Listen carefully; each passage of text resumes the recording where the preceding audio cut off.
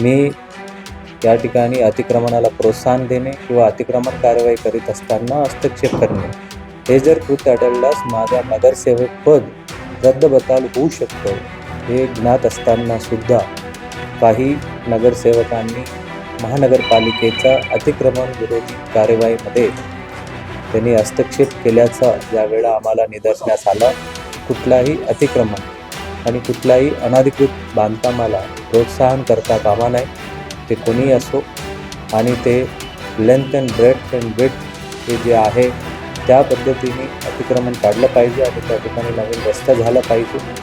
काही नगरसेवक पॉझिटिव्हली सांगतात की या ठिकाणी अतिक्रमण काढा, लोकांना त्रास होतो, परंतु काही नगरसेवकांनी त्या ठिकाणी जाऊन हे करणे हे चुकीचं आहे आणि म्हणून त्या कायदेशीरानुसार कारवाई करण्यात येणार. नगरसेवकांवरती गुन्हे दाखल झाले, तुमची काय कारवाई असणार आणि कशी सगळी प्रोसेस असणार? अपात्रतेची कारवाई अशा पद्धतीची माहिती भेटली, पण सध्या यासाठी काय प्रोसेस कशी? छत्रपती संभाजीनगर महानगरपालिका क्षेत्रामध्ये बरेच जे अतिक्रमण किंवा अनधिकृत बांधकाम आणि विशेष करून रस्त्याला अडथळा ठरणारी जे काही अतिक्रमण आहे हे सर्व काढीत असताना कोणीही आणि विशेष करून सन्मान्य नगरसेवक किंवा नगरसेविका त्यामध्ये हस्तक्षेपही करता येत नाही. या अनुषंगाने ते निवडणुकीच्या साठी उभं राहत असताना त्यांची नॉमिनेशन फॉर्ममध्येच त्यांनी शपथपत्रामध्ये मला हा कायदा ज्ञात आहे, महाराष्ट्र महानगरपालिका अधिनियम सेक्शन 10(1)(ड) या अनुषंगाने जर मी या ठिकाणी अतिक्रमणाला प्रोत्साहन देणे किंवा अतिक्रमण कारवाई करीत असताना हस्तक्षेप करणे हे जर कृत्य आढळल्यास माझ्या नगरसेवक पद रद्दबातल होऊ शकतं हे ज्ञात असताना सुद्धा काही नगरसेवकांनी महानगरपालिकेच्या अतिक्रमण विरोधी कार्यवाहीमध्ये त्यांनी हस्तक्षेप केल्याचा ज्यावेळेला आम्हाला निदर्शनास आला, तसं आमच्या महानगरपालिकेच्या उपायुक्त अतिक्रमण त्यांनी पोलीस स्टेशनमध्ये गुन्हा नोंद करण्यात आलेले आहे. यानंतर त्यांचं रीतसर कारवाईच्याही आम्ही सुरुवात करण्यात आलेली आहे आणि सेक्शन 10(1)(ड) महाराष्ट्र महानगरपालिका अधिनियम त्यासोबतच सेक्शन 11, सेक्शन 12 या अनुषंगाने कार्यवाही आम्ही प्रस्तावित करण्यात येणार आहे. कारण सन्माननीय मुख्यमंत्रीही सांगितलेलं आहे की कुठलाही अतिक्रमण आणि कुठल्याही अनधिकृत बांधकामाला प्रोत्साहन करता कामा नये, ते कोणीही असो, आणि ते length and breadth and width हे जे आहे त्या पद्धतीने अतिक्रमण काढलं पाहिजे आणि त्या ठिकाणी नवीन रस्ता झाला पाहिजे. आणि त्यासोबतच बरेच लोकांना वाहतुकीला खूप अडथळा होतो, म्हणून आपण कारवाई करीत असतो.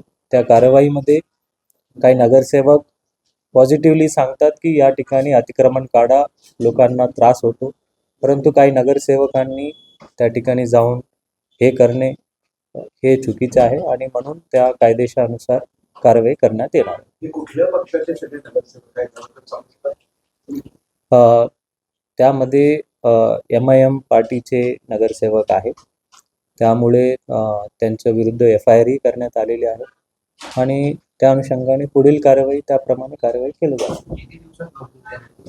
ते कानून कारवाई प्रस्तावित करण्यात आलेले आहे आणि ते आम्ही लवकरात लवकर कारवाई प्रस्तावित करून कायदेशीर प्रक्रिया पूर्ण करून करणार. बेसिक कारवाईला सुरुवात झाली समजा. हां, ते FIR itself is an evidence, कारण स्वतः त्यामध्ये ते एव्हिडन्स रील बनवून एव्हिडन्स दिलेले आहेत. अपात्रतेची ही कारवाई आहे, किती दिवस चालते आणि किती दिवसाच्यावर निर्णय घेणं असतो? नाही, त्यामध्ये ते कायदेशीर प्रक्रियामध्ये सेक्शन 10(1)(ड) आणि त्यानंतर मग कॉर्पोरेशनला म्हणजे ते जनरल बॉडीला आम्ही प्रस्तावित करीत असतो आणि त्यानंतर मग कॉर्पोरेशन निर्णय घेऊन ते पुढील कारवाई करतात. हा व्हिडिओ प्रूफच आहे ना. व्हिडिओ प्रूफच्या अनुषंगानेच आपण FIR करण्यात आले. त्यामध्ये सरळ आपण बघताय काही 5-10 गेले तरी चालेल म्हणून सांगतायत, परंतु आमच्या अजिबात इच्छा नव्हती आमच्या सन्मान्य नगरसेवकांविरुद्ध आम्ही कारवाई करणे, परंतु तो तसा प्रसंग घडून आणले म्हणून ते कारवाई पुढे करतो. सर परंतु त्यांचं असं मत आहे की अधिकारी कुठेतरी नगरसेवकांचा ऐकतात कार्यक्रमात त्रास देतात असं त्यांचा आरोप आहे. ते माझ्याकडे पण ते शिष्टमंडळामध्ये सांगितले, नगरसेवकाच्या ऐकून आम्ही कारवाई करतो. बरोबर, काही नगरसेवक अतिक्रमण काढा म्हणून ज्या नगरसेवक सांगतात त्या नगरसेवकांचं तर आम्ही 100% ऐकणारच. आणि ज्या नगरसेवक अतिक्रमण काढू नका, त्यांना प्रोत्साहन द्या म्हणणारे तर आम्ही त्यांचं तरी ऐकणार नाही. आणि त्या त्या एरियाचा प्रभागाचे नगरसेवक सांगतात, काही लोक जाहीरपणे सांगतात, काही लोक मेसेज करून सांगतात, आम्हाला समोर येता येत नाही परंतु तुम्ही ह्या अतिक्रमण काढा. काही नगरसेवक तरी समोर उभं राहून सांगतात, कारण त्यांना ज्ञात आहे की या अतिक्रमणामुळे किती त्रास आहे. बरेच वाहतुकीला म्हणजे ॲम्ब्युलन्स, फायर इंजिन्स आणि या सर्व गोष्टी त्या ठिकाणी पोहोचतात येत नाही. बऱ्याच ठिकाणी गोल्डन टाईम असतो आणि काही लोकांना त्या ठिकाणी घरी सकाळी गाडी लावल्यानंतर रात्री गाडी काढेपर्यंत ते हाऊस अरेस्ट असतात. अशा पद्धतीच्या परिस्थिती आहे आणि तो तरी या शहरामध्ये खपून घेतलं जाणार. सर हिंदी में अरे ऐसा हिंदी नहीं आता. मराठी हिंदी आती है.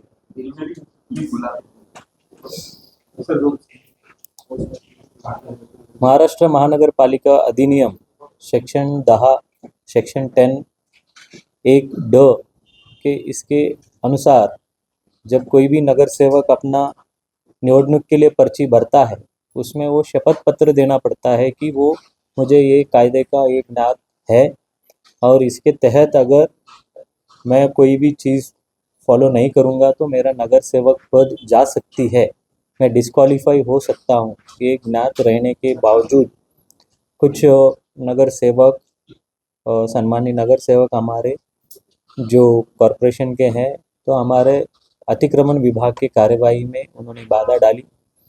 हमारे इस बाधा डालने की वजह से डिपार्टमेंट ने उन्होंने गुनाह नोंद कर दी और उस गुने में के अनुसार कुछ नगर सेवक का कहना है उस कार्यवाही में हम नहीं थे, वो भी हम जांच पड़ताल नहीं कर रहे, लेकिन जो भी होंगे और वो पुलिस भी अपने पैरेलल इन्वेस्टिगेशन करेगी। लेकिन हमारे पास वीडियो एविडेंस प्रूफ है जो कि पूरा महाराष्ट्र के पास हो गई, उन्होंने क्योंकि खुद ही उन्होंने एविडेंस बना के डाले हैं। तो इसके अनुसार आगे की जो कार्यवाही है, कायदेशीर कार्यवाही सेक्शन 10 सेक्शन 11 सेक्शन 12 इसके अनुसार हम कार्यवाही प्रस्तावित करेंगे। सर कौन सी पार्टी के सदस्य ये सभी और कितने लोग हैं और लगता है ये सभी सदस्य एक AIMIM पार्टी से है और वो लोगों ने वहाँ पे जाके हमारे अतिक्रमण टीम को बाधा डाली है अतिक्रमण निकालने में और उन्होंने हस्तक्षेप किया, ऐसा उनका डिपार्टमेंट का कहना है और उसके हिसाब से हम आगे की कार्रवाई करेंगे। कितने लोगों पर अभी तक की इनिशियल आई थिंक तकरीबन 40 लोगों पे है, उसमें कितने नगर सेवक हैं और कितने नगर सेवक नहीं हैं और कौन से नगर सेवक उनकी डिपेंडेंट हैं और कुछ नगर सेवक का उनका भाई है, कुछ पति हैं, कुछ